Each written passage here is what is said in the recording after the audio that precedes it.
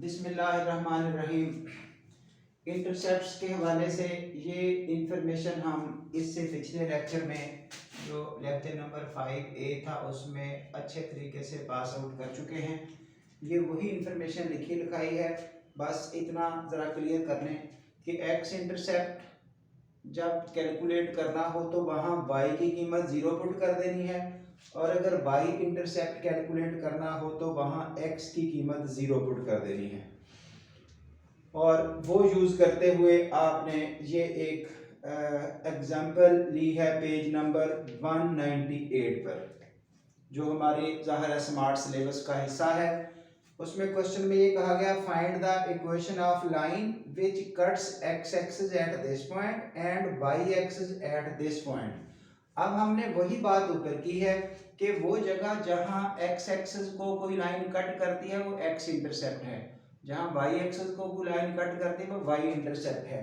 तो ये देखिए, x एक्सिस को कट करती है at this point, it means ये x इंटरसेप्ट है, y वहां 0 होना था।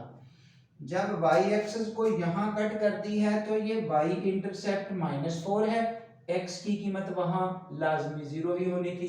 तो ये देखिए लिख दिया गया x इंटरसेप्ट 2, ये a की कीमत हो गई, y इंटरसेप्ट -4, ये इनको देखते हुए x इंटरसेप्ट 2 ये a की कीमत हो गई, y इंटरसेप्ट -4 ये b की कीमत हो गई। ये जो नाम दिए हैं कि x इंटरसेप्ट को यूजुअली a से डिनोट करते हैं और y इंटरसेप्ट को b से डिनोट करते हैं। तो अगर a और b x और y इंटरसेप्ट हों तो इक्वेशन ऑफ लाइन का ये फार्मूला है जो हम स्टार्ट में बता चुके हैं। जो 6 वेज हैं इक्वेशन ऑफ लाइन बनाने के, उनमें से 2 हमने अभी तक डिस्कस किए हैं। पहला तो बराए नाम था, दूसरे पर हमारा फोकस था y minus y1 equal to m into x minus x1, जिसके पीछे हम सर तोड़ कोशिश कर रहे हैं कि उसको अच्छे तरीके से याद कर लेना है, और हम याद कर भी चुके हैं तकरीबन, और उसी पे हमारी सारा बेस है। ये बाकी फार्मूले सारे बराए नाम पढ़े जा रहे हैं ताकि हमारा कंसर्न क्लियर हो कि ये चीजें मौजूद हैं बुक में। ये देखिए, अगर दो इंटरसेप्ट मौजूद हो तो इक्वेशन ऑफ लाइन का ये डायरेक्ट फार्मूला है x over a y over b equal to 1। तो ये देखिए, हमने a की कीमत 2 देख ली, b की कीमत -4 देख ली। ये रही equation of line in intercept form. अगर इंटरसेप्ट मौजूद हो, a और b की कीमत पुट की, a की जगह 2 b की जगह -4, ये माइनस का साइन यहाँ आ गया। अब 4 आपका एलसीएम है, जब 4 मल्टीप्लाई करेंगे इस जगह पर 4 मल्टीप्लाई करेंगे x/2, इसी तरह यहाँ 4 मल्टीप्लाई करेंगे y ओवर 4, राइट साइड पर भी 4 मल्टीप्लाई करेंगे 1 से, तो वो 4 हो गया। ये देखिए, ये इससे कैंसिल हुआ और ये इससे कैंसिल हुआ, तो आपको ये इक्वेशन बनी हुई नजर आ रही है। यानी कि ये डायरेक्ट इंफॉर्मेशन यूज करने का रास्ता है। अगर कोई ऐसे इसको यूटिलाइज करना चाहता है सो इक्वेशन ऑफ लाइन आप बना सकते हैं बाया इंटरसेप्ट्स, लेकिन हम भागे नहीं उस फार्मूला से जो हमारी हेल्प करता जा रहा है, which is of this type y minus y1 equal to m into x minus x1, जो सेकंड नंबर पर हमने पढ़ा है, जिसकी अब तक हमने इतनी तारीफ की है कि यही काम है, इसी से हमारा मसला हल हो जाना है। तो ये देखें, नहीं मानते हम इसको, हमने नहीं यूज करना, ये हमने तो वही यूज करना है। ये सिर्फ इस मकसद के लिए तो पढ़ना है कि कोई एमसीक्यू पूछ लिया जाए, एक्स इंटरसेप्ट क्या होता है, इसका वाई इंटरसेप्ट क्या है, दो इंटरसेप्ट फॉर्म में इक्वेशन ऑफ लाइन कौन सी है, तो हम ये फार्मूला पे टिक कर सकते हैं। वो चेंजेस यूं दे देते हैं ना, कभी ए उसके नीचे बी इसके नीचे, कभी दरमियान में माइनस यहां दे दिया, कभी इधर -1 लिख के दे दिया, कभी इस वाली की जगह 0 लिख के दे दिया। इस तरह एमसीक्यू हमारे लिए टेंशनेबल होता है, सो हमें काम करना है। अब जब इक्वेशन ऑफ लाइन की बात आती है तो बिल्कुल नहीं, हमें नहीं जरूरत, लेकिन कर दिया है ताकि आपको ये पता चल जाए कि ये यूजेबल है। ठीक है जी, ये ले अपने किए हुए पर उसी पर आ रहे हैं। ये देखिए, 2 पॉइंट मौजूद हैं, ये और ये। जब 2 पॉइंट अवेलेबल हों तो फिर स्लोप निकालने से कौन रोक सकता है? Difference of y over difference of x, ये रही स्लोप।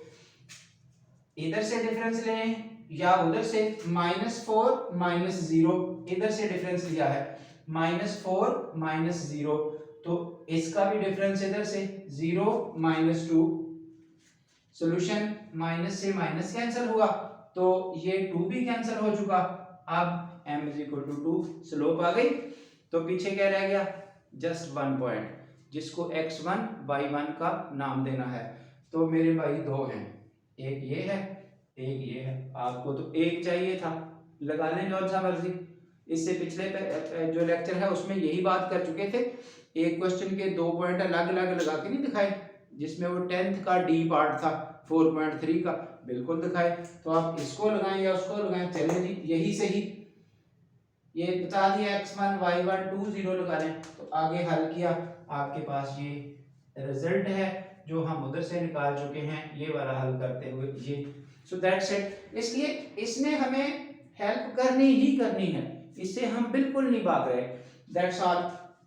चलिए जी आइए, अब हमारे पास एक और क्वेश्चन है, ये 21 नंबर है 21 एक्सरसाइज का। इसमें कुछ एक दो और भी पार्ट पूछे हुए हैं, लेकिन अब कोशिश कर रहे हैं कि इंटरसेप्ट वाला काम खत्म किया जाए। ये कम से कम इंटरसेप्ट से रिलेटेड इंफॉर्मेशन आ रही है वो क्लोज करते जाएं। उसने ये इक्वेशंस दी हैं और हमें कहा है कि इनकी इंटरसेप्ट फॉर्म बना दें, इसकी इंटरसेप्ट फॉर्म बना दें, इसकी इंटरसेप्ट फॉर्म बना दें। दो क्वेश्चन अलग अलग हैं, दोनों ही हल किए जा रहे हैं ताकि प्रैक्टिस अच्छी हो सके। So just short level.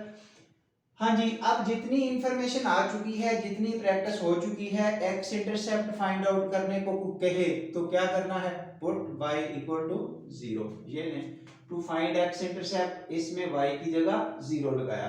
जब y की जगह 0 लगाया तो ये हिस्सा खत्म हो गया, 4x - 2 = 0।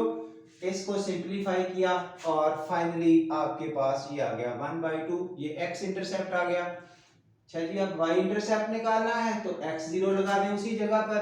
जब यहाँ पर x0 लगाया, ये 0 × 4 0, आगे सब कुछ लिख दिया, यहाँ से 7/2 उधर शिफ्ट हो गया, y की वैल्यू 2/7, ये रहा आपके पास y इंटरसेप्ट। तो put the values x/a y/b = 1। ये देखिए ना, ऐसे कामों की खातर हमें क्वेश्चन वाले ने पूछ ही ये लिया कि इस इक्वेशन की इंटरसेप्ट फॉर्म बना दें, और यही से शॉर्ट क्वेश्चन है, तो उसको तो इस तरह की इक्वेशन चाहिए। तो अगर हम इस पे तकिया करके बैठ जाएं तो ऐसे हालात में हमारी मजबूरी है, इसलिए इन चीज़ों को पढ़ना नेसेसरी बनता जा रहा है कि ये ठीक है एक दफ़ा माइंड में हो, इनको कवर करें। लेकिन अगर ये ऐसी कंपैरिजन नहीं लगती, जस्ट इक्वेशन ऑफ लाइन कहते हैं, तो हमारे पास जिंदाबाद, उससे हम कहीं भी नहीं जा रहे। So that's all. अब ये सी पार्ट आप खुद हल करेंगे, ये माइनस वैल्यू उसी जगह छोड़ देनी, इस माइनस को उठा के यहाँ नहीं लाना। ये बच्चे ऐसा करेंगे, इस माइनस को उठा के यहाँ लाएंगे, नो, ये प्लस ही रखना है, ये प्लस ही रखना है। वो कीमत b की है इस तरह से, ये कीमत a की है, उसको उसी स्टाइल से शो करना है। ये छोटी छोटी चीजें ध्यान रखने वाली हैं, जिस वजह से ये सॉल्व करके दिया है। हाँ जी, ये 26 आमतौर पर लॉन्ग पार्ट आता है, अगर कभी पूछा जाए, अब तक जो सारे शॉर्ट ही थे, तो ये नोट कर ले। क्वेश्चन क्या है, दो लाइनें बता दें जो इसके परपेंडिकुलर हैं, उनके इंटरसेप्ट्स का प्रोडक्ट 3 है। अब देखिए ना, इंटरसेप्ट्स के रिलेटेड इंफॉर्मेशन इकट्ठी कर दी है सारे लेक्चर में।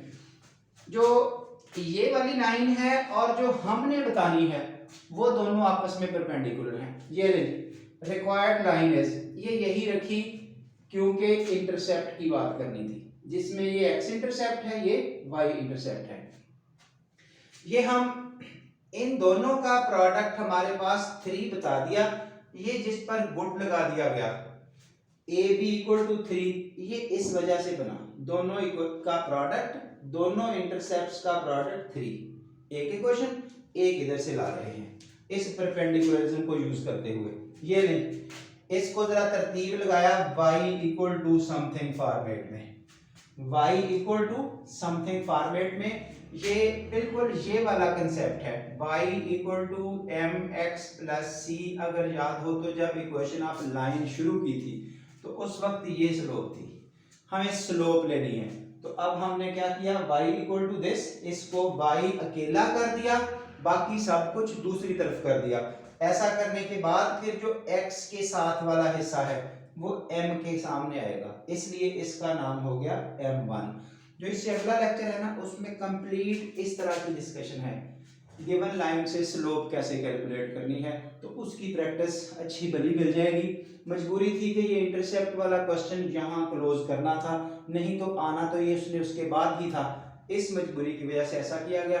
सो चले याद रखिए, y एक तरफ कर दें, बाकी सब कुछ दूसरी तरफ, फिर जो x के साथ वाला हिस्सा होगा वो स्लोप होगी। ये हमने y एक तरफ कर दिया, बाकी सब कुछ दूसरी तरफ, तो फिर x के साथ वाला हिस्सा स्लोप m की कीमत है। दो लाइनें हैं यहाँ पर, इसलिए एक को m1 कहना है, एक को m2। ये हो गई इसकी स्लोप। अब इसकी स्लोप ले ले, इसको 2x माइनस वाई, ये फिर से y इक्वल टू समथिंग लिखा जा रहा है। अब y को जरा इक्वेशन की दूसरी तरफ ले जाएं तो क्या बनेगा, 2x plus 3 equal to y, ये बनेगा। जब y को उधर ले जाएंगे तो अब ऐसे लिखा हुआ हो या y को इधर ले जाके इसको उधर ले जाके लिख लें, तो आपको अब x के साथ y इक्वल टू समथिंग लिख के x के साथ क्या मिला, दैट इज स्लोप। अब इसका नाम m2 रखा, क्योंकि ये लाइनें परपेंडिकुलर हैं। अब परपेंडिकुलर का क्या लिंक होता है, उनकी स्लोप्स का प्रोडक्ट -1 होता है। ये ले m1 into m2 equal to -1, यहां से ऊपर लाके ये m1 है, ये m2 है, दोनों को मल्टीप्लाई किया -1, माइनस माइनस कैंसिल, 2b, ये एक उधर शिफ्ट होके a हो गया, ये बन गई एक इक्वेशन। ये इक्वेशन पहले ही आपको बता चुके हैं कि प्रोडक्ट्स उनका 3 था, a और b का, ये बन गई। अब इन दोनों को साइमल्टेनियसली हल किया, ये देखिए a की ये कीमत 2b यूजिंग 1, ये 1 इक्वेशन ये वाली इसमें इस्तेमाल कर दी गई है। a की कीमत 2b, इस a की जगह ये देखिए, इस a की जगह पर ये 2b लगाया, वो अगला b अपनी जगह मौजूद है। इधर 3, 2b स्क्वायर इक्वल टू 3, 2 उधर डिवाइड होके 3/2, और b का जब वैल्यू निकाली तो square root plus minus sign के साथ। तो ये b की कीमत यहाँ लगाइए, आपको a की कीमत मिल गई ये प्लस माइनस साइन के साथ। तो जगह कम थी, ये a और b की, जो b की कीमत ये, a की कीमत ये, इस जगह पुट करेंगे तो आपके पास 2 लाइनें बन जाएंगी, हमें 2 ही चाहिए थी। ये इक्वेशन ऑफ लाइन के हवाले से तकरीबन हमारा ये क्लोजिंग आर्टिकल था। अब आगे स्लोप लाइन से कैसे निकालनी है, नॉर्मल फॉर्म वगैरह, यानी कि कुछ अदर वर्जन्स इसके डिस्कस करने हैं।